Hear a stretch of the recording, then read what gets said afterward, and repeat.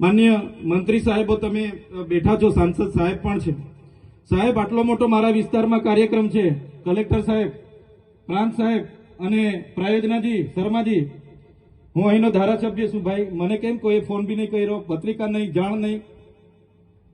ખુલાસો કરો. હું ધારાસભ્ય છું ભાઈ. આ મારું અપમાન નથી, મારી જનતાનું અપમાન છે.